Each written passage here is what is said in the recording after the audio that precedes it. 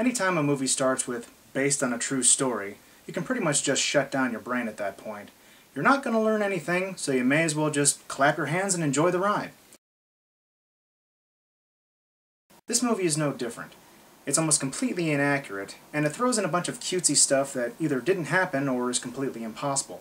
But damned if it isn't a fun ride. I'm talking, of course, about Balto. Hey! Hey! Hey! If you haven't seen the movie, Balto is about Balto, a half-wolf husky stray who only wants to work on a dog sled team. He becomes the hero of Nome when he helps to recover diphtheria antidote from a lost sled dog team in the middle of a blizzard. And that's it. There's really not much else to the story. I mean, there's a romance subplot and a coming-to-terms story and wacky sidekicks, but for the story, get medicine A to sick kids B. Looks like diphtheria. She's the 18th case this week. And I'm out of antitoxin. So I think for this one, I'm going to change it up a little bit. I'm going to take a look at the story and then compare it with the real story and the real people involved in it. Why? Well, every dog has their day. Hey! Hey! Hey! Our story starts off in Central Park, where a grandmother is relating the story of Balto to her granddaughter and her pet husky. And I'm guessing she's completely senile, because the story did not happen this way. It starts off with a dog sled race just outside of Nome, Alaska. It happens every year to determine who the best team is. Balto, a half-wolf stray, wants ever so much to join the race because he's misunderstood. Stop that. I'll get to it. Our main antagonist, well, if you don't count diphtheria, is Steel. He's a glory hound who doesn't want to share the limelight with a half-breed. But even his butt-sniffing, kissing lackeys think he's a jerk. That son of a... He is the most malicious, the most disgusting, the most obnoxious, the most revolting, the most repulsive, and the most... no lapdog.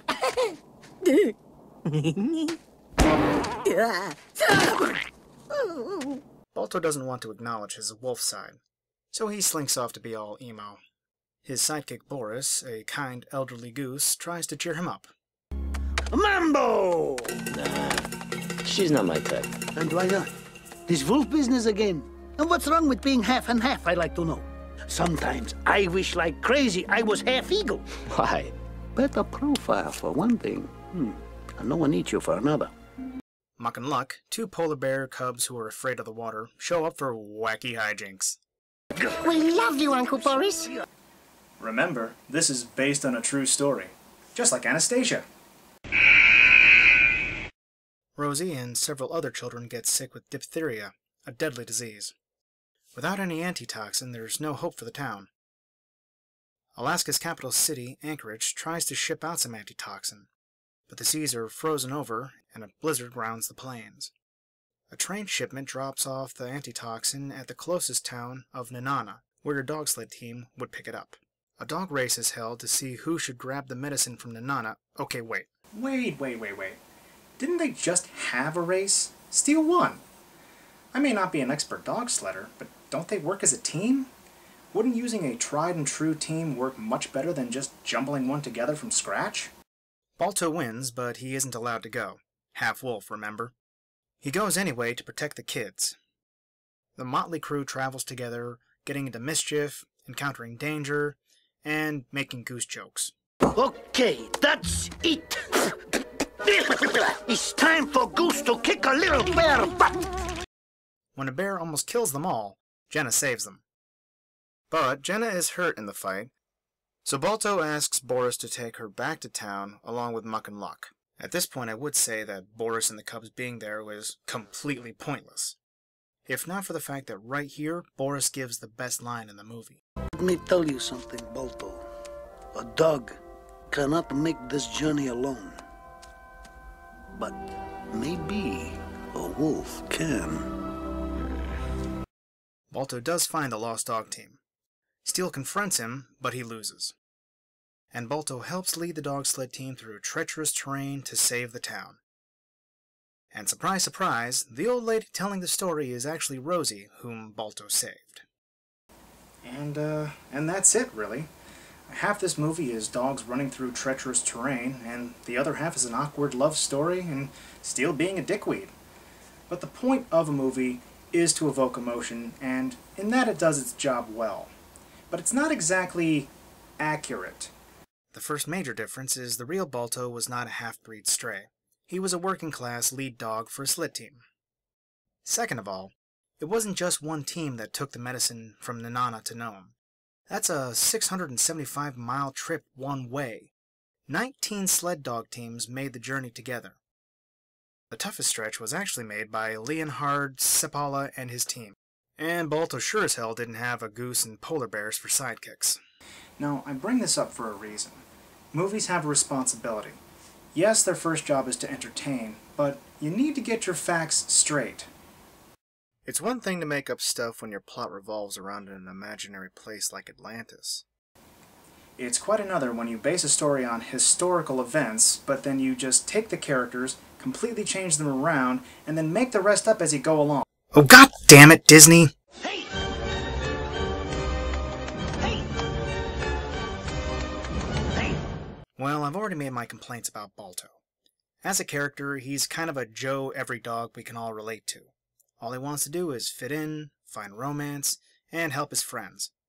Boring! Moving on. Boris.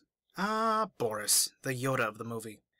He's sort of a doting grandfather figure, and easily has the best lines in the movie. Not a dog, not a wolf. All he knows is what he is not. Jenna is nice, your basic romantic lead. She's pretty independent, though, and spends most of the movie worrying about Rosie.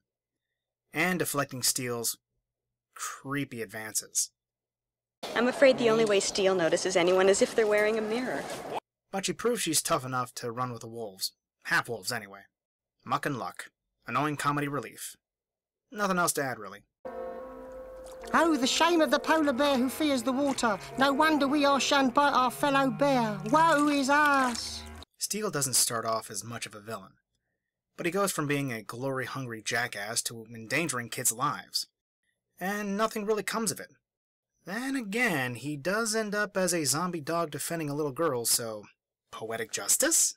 There's also Rosie and Steele's goon squad, but there's not really anybody else of note in the movie. I don't really have any serious complaints, though, especially not about the style. The characters are all wonderfully rendered. Hey! Hey! Hey! The music in this one is very pretty as well. Mostly background music, and there's no musical numbers in this one either. Well, except... Hey! Hey! Hey! I love Boris. There are a couple of good scores in this one too, and especially like the coming to terms scene.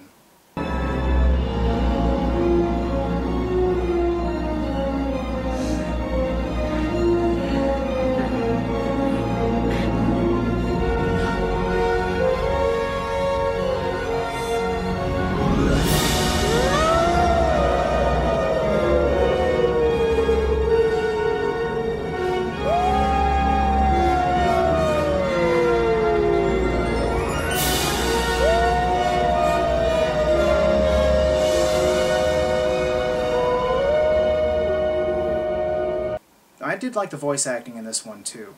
It features two of my favorite voice actors, Jim Cummings and Bob Hoskins.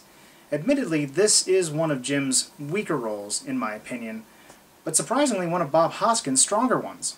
Hey! Hey! Hey! The art in this one is very well done.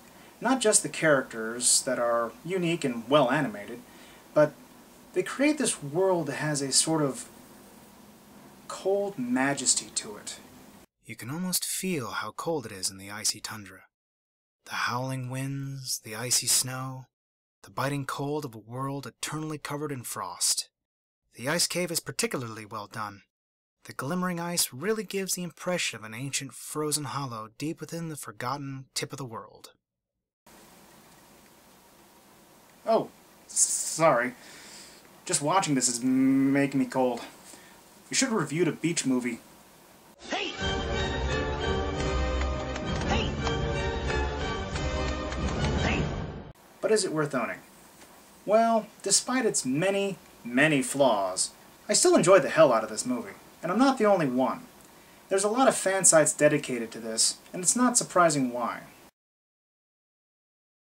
I'm not certain, but I think they do still run that race along the route that they took during the Great Serum Run of 1925, and with good reason. In honor of the men and dogs that risked their life to help these kids back in the day, this movie should be honored. So, for any animation fans or history buffs or anybody who just wants to learn more about the real story and still wants an enjoyable movie, I'd say pick it up. But then again, I'm Inkwell, and I love cartoons.